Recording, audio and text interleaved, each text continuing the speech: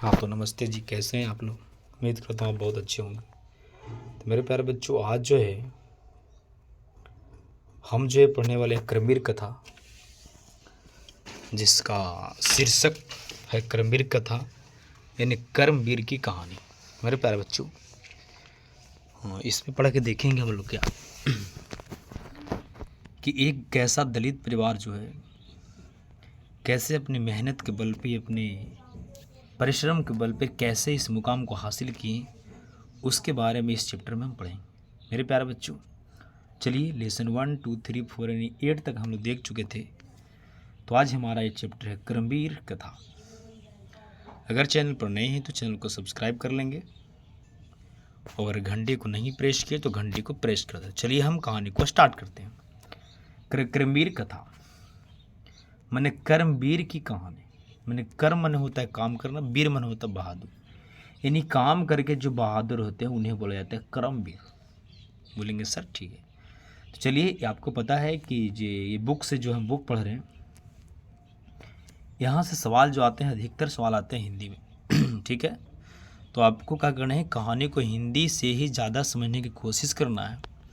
बशर्ते हम संस्कृत और हिंदी दोनों मैंने लिख दिया है ताकि आपको कुछ प्रॉब्लम ना हो। ठीक है, तो आपको दोनों टॉपिक को बहुत बारीकी से समझना है और एक एक टॉपिक को आपको समझना है। ठीक है, अगर नहीं समझ में आएगा तो कमेंट कीजिएगा कि सर मुझे समझ में नहीं आ रहा है। चलिए हम स्टार्ट करते हैं। करे पाठिनीस्मिनी समाजे दलितस्य ग्रामवेशनी पुरुषस्य कथा वर्तते क्रमवीरः असौ निजोत्सना विद्या प्राप्य महत्पदं लभ्यते समाजे च सर्वत्र कृतौ भवति कथयां मूलं वर्तते यथा निराशे न यस्तायत उत्साहेन सर्वकर्तु प्रभावते। इसको मैंने हिंदी लिख दिया है ताकि आपको समझने में आसानी हो। देखिए, कह रहा है कि इस पाठ में समाज में दलित ग्रामवासी पुरुष की कहानी है। कर्मवीर लोग अपने उत्साह से विद्या को पाकर बहुत बड़ा पद को प्राप्त करते हैं। समाज में सब जगह उनका सत्कार होता है। कथा का वास्तविकता है कि मनुष्य को निराश नहीं होना चाहिए, उत्साह से सभी कामों में लगना चाहिए। मेरे प्यारे बच्चों, यहाँ कहना ये चाह रहे हैं कि आजकल जो हमारे समाज में जो दलित लोग हैं, दलित में जो SC ST जो दास आते हैं, हरिजन जिसको बोलते हैं, वो सब जो आते हैं, वो जो ग्राम में रहते हैं और वो भी अगर अब मेहनत करते हैं, कर्मवीर जो अगर मेहनत करते हैं तो वो भी उत्साह से विद्या पा करके बहुत बड़ा प्राप्त कर सकते हैं। समाज में सब जगह उनको सत्कार होता है, मतलब उनको जो है वैल्यू नहीं मिलती, उनको लोग मतलब गलत व्यवहार देखते हैं कि हरिजन है, ये है, नहीं पढ़ेगा, लेकिन फिर भी अगर मेहनत से विद्या प्राप्त करते हैं तो बहुत बड़ा मुकाम हासिल कर सकता है। इसलिए उनको निराश नहीं होना, देखिए यहाँ लेकिन इसलिए निराश नहीं होना चाहिए, उत्साह से सभी कामों में लगना चाहिए और उत्साह से आपको काम करना है, लजाना नहीं है, डराना नहीं है कि हमसे चीज़ें नहीं होगी। इस कहानी से सिखाना यही चाहते हैं कि अमीर हो गरीब हो, आपको मेहनत करके विद्या प्राप्त करना, विद्या प्राप्त करके आपको बहुत कुछ हासिल करना है। चलिए हम आगे स्टार्ट करते हैं। ठीक है, संस्कृत को मैं बहुत फास्टली ख़त्म करने की कोशिश नहीं करूँगा। कर अस्ति बिहाराज्यस्य दुर्गम प्राय प्रांतरे भीखंटोला नाम ग्राम निवसन्ति अस्म तत्रानिधनम शिक्षा विहीन क्लिष्ट जीवना जना त्वरिष्णवत जनस्य परिवारे ग्रामाद्य बहि स्त्याम कुट्याम। मेरे परिचय बिहार राज्य के दुर्गम क्षेत्र में भीखन टोला नामक एक गांव है। कह रहे बिहार राज्य के दुर्गम क्षेत्र में भीखन टोला नामक एक गांव है। बिहार राज्य में कहाँ ये इनका जन्म कहाँ हुआ, तो भीखन टोला में। भीखन टोला कहाँ है, तो हमारा राज्य बिहार में गांव में। वहाँ बहुत गरीब शिक्षा विहीन कठिनाइयों से जीवन जीने वाले लोग निवास करते थे। बच्चों, जो भीखन टोला में लोग रहते थे, जो भीखन टोला में जो ऐसे लोग रह रहे हैं, वे शिक्षा विहीन थे, वे अनपढ़ थे, वे बड़ी कठिनाई से क्या करते थे, जीवन यापन करते थे। उन शवों में एक व्यक्ति का परिवार गांव से बाहर स्थित कुटिया में निवास करते थे। मेरे प्यारे बच्चों, ये भीखन टोला गाँव था। भीखन टोला में सब जो है शिक्षा विहीन लोग यहाँ रह रहे हैं, लेकिन इससे थोड़ा सा बगल में एक गाँव थे, लोग जो है एक परिवार जो है भीखन टोला के लोग रहते थे। सर फिर से समझाइए ना, बहुत बढ़िया से सर, देखिए बहुत बढ़िया समझा रहे हैं। कह रहा है कि भीखन टोला तो यहाँ गाँव है। भीखन टोला जब गाँव है तो भीखन टोला में जो है लोग शिक्षा विहीन अनपढ़ कठिनाई से रहते थे, लेकिन इस गांव के बगल में बाहर से एक परिवार स्थित जो कुटिया है, इस कुटिया में एक परिवार रहता था और उस परिवार का नाम था राम परमेश्वरम। ठीक है, आगे आई। देखिए ना, मैं हिंदी पढ़ा देता हूँ, क्या संस्कृत में टाइम पास करते रहे। कह रहे कि झोपड़ी टूटी जैसी थी, मतलब कह रहे कि झोपड़ी था गांव के बगल में, टूटी जैसी थी, जो परिवार वालों को केवल धूप से बचाती थी, वर्षा से नहीं। परिवार में स्वयं घर का मालिक, उसकी पत्नी, उसका पुत्र और छोटी बेटी। मेरे प्यारे बच्चों, जो राम प्रवेश राम का झोपड़ी था, यह झोपड़ी धूप को रोक सकता था लेकिन वर्षा को नहीं रोकता था। इसमें कुल कितने परिवार थे? 4 परिवार थे। अगर सवाल पूछे कि कर्मवीर कथा में जो उसमें कुल कितने परिवार थे? 4 परिवार थे। उनकी घर कैसा था? तो झोपड़ी था। झोपड़ी क्या रोकता था? तो धूप को रोकता था। क्या नहीं रोकता था? तो वर्षा को नहीं रोकता था। उम्मीद करता हूँ यहाँ तक समझ चुके। अगले टॉपिक पर आइए। कर उस गांव से मात्र 1 कोस की दूरी पर प्राथमिक विद्यालय सरकार द्वारा स्थापित किया। कर उस गांव से मात्र 1 कोस की दूरी पर प्राथमिक विद्यालय सरकार द्वारा स्थापित की गई। वहाँ एक नवीन विचार वाले सामाजिक समरसता के पक्षधर शिक्षक आए। मेरे प्यारे बच्चों, उनका जो घर था, वहाँ से घर से 1 मील की दूरी पर, कितना मील की दूरी पर? 1 मील की दूरी पर प्राथमिक शिक्षा की स्थापना किया गया। ठीक है, तो वहाँ से एक टीचर इस गांव को देखने आते हैं। ठीक है, नहीं कि कैसा गांव है भीखंटोला भाई, जो वहाँ अनपढ़ लोग हैं। तो वही देखिए, वहाँ एक नवीन विचार वाले सामाजिक समरसता के पक्षधर शिक्षक आए, भीखंटोला देखने आए थे। उसे शिक्षक ने खेल में मग्न एक प्रतिभासंपन्न दलित बालक को देखकर प्रभावित हो गए। शिक्षक ने उसे बालक को विद्यालय में लाकर पढ़ाना शुरू कर दिया। मेरे प्यारे बच्चों, यहाँ हुआ क्या? ये जो भीखंटोला गांव था, यहाँ ये भीखंटोला से 1 मील की दूर पर एक विद्यालय खुला। ठीक, अब विद्यालय जब खुला, तो विद्यालय खुला के बाद हुआ क्या? बच्चों, वीडियो को रुक निकलता हूँ थोड़ा सा। देखिए बच्चों, हम लोग यहाँ तक देख रहे थे और उसमें देख रहे थे कि जी थोड़ा सा कॉल डिस्टर्ब हो गया था, बट कोई दिक्कत नहीं, जब तक तोड़ेंगे नहीं तब तक छोड़ेंगे नहीं। कर उस गांव में मात्र 1 कोस की दूरी पर प्राथमिक विद्यालय सरकार द्वारा स्थापित की गई। वहाँ एक नवीन विचार वाले सामाजिक समरसता के पक्षधर शिक्षक आए, भीखंटोला देखने आए। उस शिक्षक ने खेल में मग्न एक प्रेमी सम्मान दलित बालक को देखकर प्रभावित हो गया। शिक्षक ने उसे बालक को विद्यालय में लाकर पढ़ाना शुरू किया। मेरे प्यारे बच्चों, देखिए मैं यहाँ समझाता हूँ।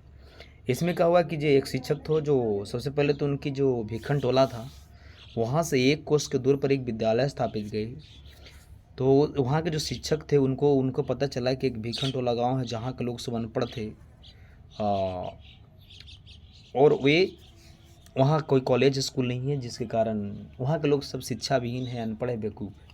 तो ये टीचर जाते हैं वहाँ, देखने जाते हैं, तो वहाँ देखते हैं कि बालक जो है बहुत मगन से क्या कर रहा है, खेल रहा है।